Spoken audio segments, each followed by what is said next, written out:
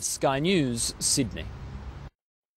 All right, we're going to talk politics now with the Assistant Treasurer, Josh Frydenberg. Thanks for joining us here in the studio. Nice to be with you, Peter. Good to have you in Sydney. Now, let me start, before we get to financial matters, by asking you about the ongoing saga that is Bronwyn Bishop. I know you've had a bit of time off. How dare you, over the course of the winter recess, but you've come back in, you've seen it all. When will she finally resign or be sacked? Well, she won't resign and she won't be sacked. I don't think... Irrespective of the findings of the Department of Finance hearings? Well, I just don't understand what the basis for a resignation would be. She said that she made a mistake, it was an ill judgment, she's paid the money back. Labor clearly was in a deep hole at the time that this issue was raised, when the spotlight was on them as a result of the Hayden Royal Commission into unions. This is a pox on both houses. Politicians from both sides of the parliament have been asked, Peter, to pay money back, including one former Prime Minister, Julia Gillard. She was never made to resign, so I don't think either should Bronwyn Bishop. But aren't you preempting the report? I mean, the Prime Minister said that the Department of Finance is looking into this and we'll see what happens. She's on probation until then. You're saying that she won't resign, she won't be sacked. It almost doesn't matter what the report says. Well, let's see what those investigations bring, but on the basis of the information that we all know today, and certainly in my discussions with Bronwyn and her public comments to date, I don't think she should be resigning, and I don't think she will be sacked. Has she paid enough back, though? Because it turns out that she took a flight from Brisbane to Melbourne.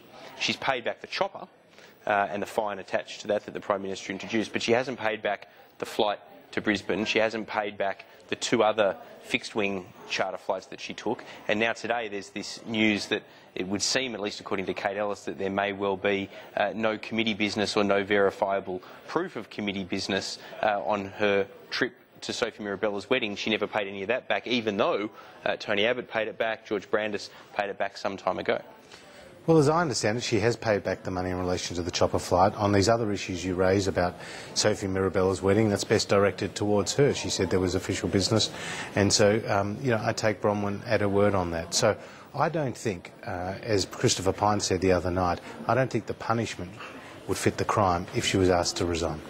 Just to rule a line under this, though, she says there was official business. Kate Ellis points out that we can confirm that one way or the other based on the evidence through the minutes of the committee, whether there was official committee business or not. Someone who's on probation, if it is found that there isn't or there wasn't official business for that committee while she was on her way to that wedding, then that would have to be concerning, wouldn't it? You're asking me to speculate on a hypothetical here. This is the Labor Party, Peter, making accusations. Clearly, they've got a number of problems of their own.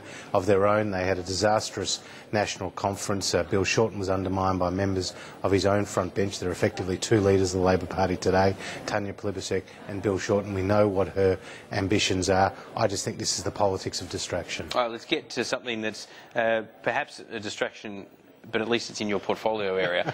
Mike Baird has talked about the idea of the GST going up to 15%. Is that something that you could ever see the government supporting? Well, I'm glad that Mike Baird has kick-started this debate. As you know, someone had to show leadership. Well, all the money that is raised from the GST goes to the states. So the states have to agree to any changes to the GST. But we know that's not going to happen, because already Anastasia Palaszczuk has poured cold water all over the idea of the GST going to 15% to meet health costs. She says that the Medicare levy should go up. So is the argument that if you don't have every state premier on board, it's dead, buried and cremated?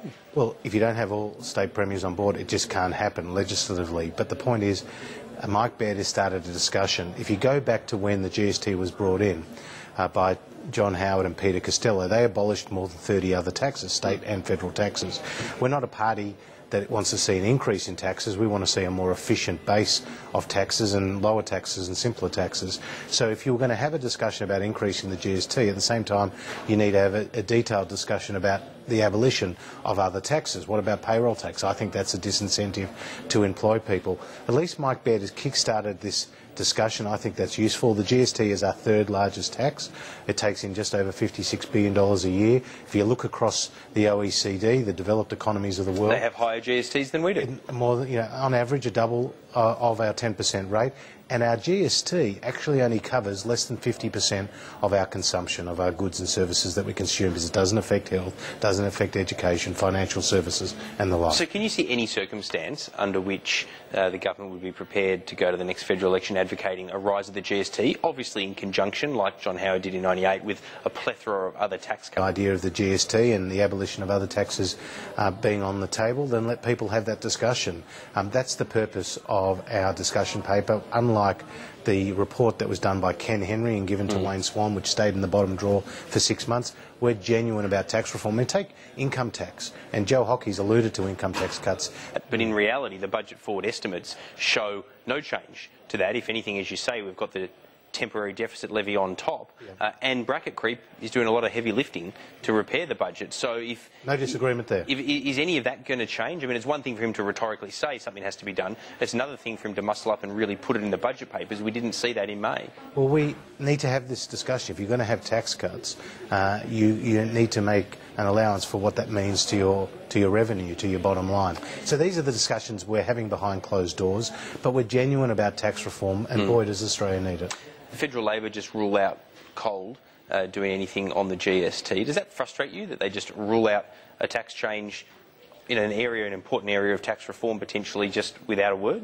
It does, and particularly when you look at some of their state Labor colleagues who said we need to have a genuine discussion. I heard Jay Weatherall on radio the other day saying, being put to him what Bill Shorten's position was, and he says, look, I don't have the luxury of being in opposition. I actually have the responsibility of running a state. We, the Abbott government, have the responsibility of running a country, and so therefore we owe it to the Australian people to have a genuine discussion about tax reform. But if it frustrates you that the Labor Party just say no straight away to doing anything on the GST, does it equally frustrate you that the Liberal Party says no out of hand on doing anything to superannuation?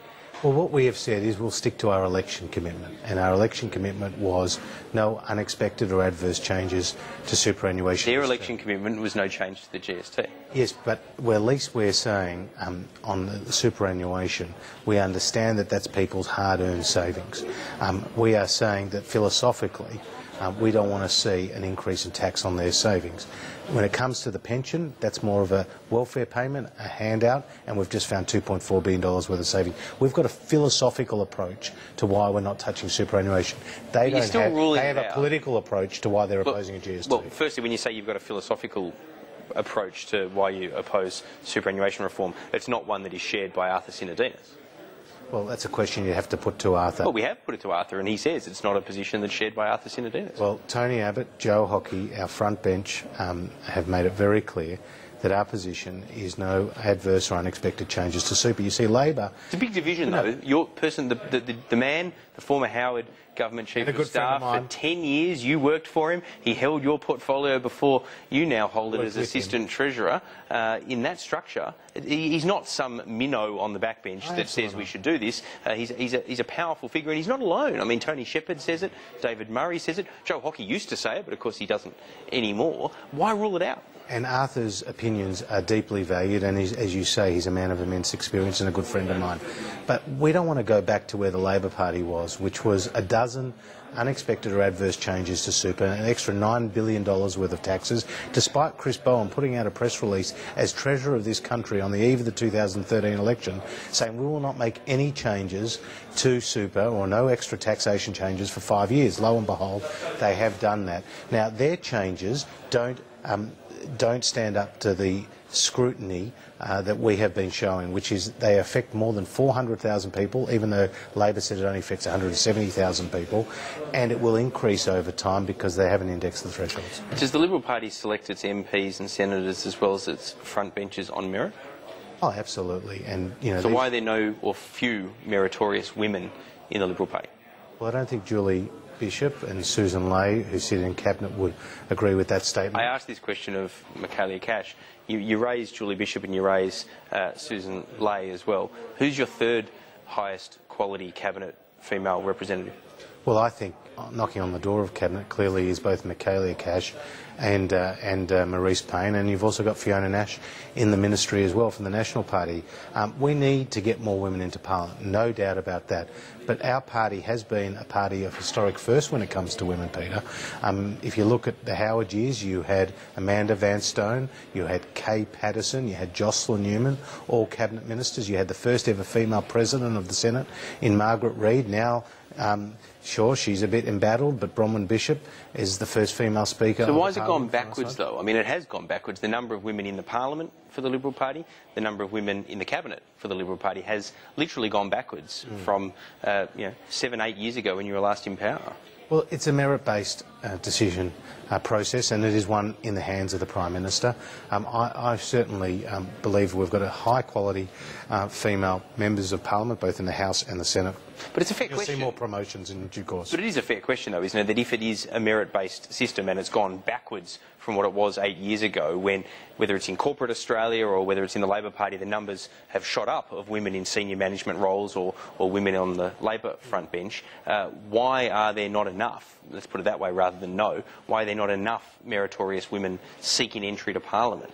Well, it's a good question as to why not we don't have more women seeking pre-selection in our party, and that is something I think we do need to focus on. Obviously, I don't like the idea of quotas. I'd have to be convinced about targets. Corporate Australia likes targets. Yeah, sure, and some of my colleagues also like targets. I mean, the jury's still out on that issue, but as a party, we do have a very proud track record of women in Parliament. I mean, one of my own constituents is Dame Margaret Guilfoyle, the first ever female to sit in Cabinet as Finance Minister under Malcolm Fraser. And I would hope that many women will be promoted by the Abbott government in due course, and that more women will actually seek higher office coming through pre-selection. Just finally, before I let you go, the issue of gay marriage, it was on the Labor Party's National Conference agenda. They have sought to bind their MPs, not this term, not the next term, but the one after that, to support for gay marriage. Now, I don't like either side of politics binding for or against gay marriage. You've come out recently and advocated gay marriage, got a bit of a slap down from one of your Senate colleagues for your troubles for doing so on the front bench. That said, are you concerned as, can I put it this way, one of the few Liberals who believes in gay marriage at this point in time, are you concerned that Conservatives opposed to gay marriage will stiffen in their resolve to hold on to a binding vote against it because of where Labor plans to go down the track? Well, Labor's solution at federal conference was a political fix. Clearly you had the left and the right unable to agree on a position to go forward, and this is where the compromise eventually fell. On our side, we've still got a lot of work to do internally to have this discussion within the party room. But will this impact on that, I guess, is my question? I don't think so. Okay. I do think, Peter, there are very passionate views that are held by people on both sides of the debate, and this will not be an easy issue to resolve on our side of Parliament, but at least there are respectful dialogues that are happening between colleagues and also behind closed doors. Are you confident it'll be a conscience vote that is ultimately settled on at whatever time the Liberals decide to have a chat on this? As I've said that, eventually I think it will be, but I don't think we'll be rushing into that tomorrow, let's say. Josh Frydenberg, always a pleasure talking to you. Thanks for joining us. Thanks. Great to be with you, Peter. That was the Assistant Treasurer there, Josh Frydenberg, Treasurer, obviously Assistant Treasurer for the federal government, not the state Victorian government.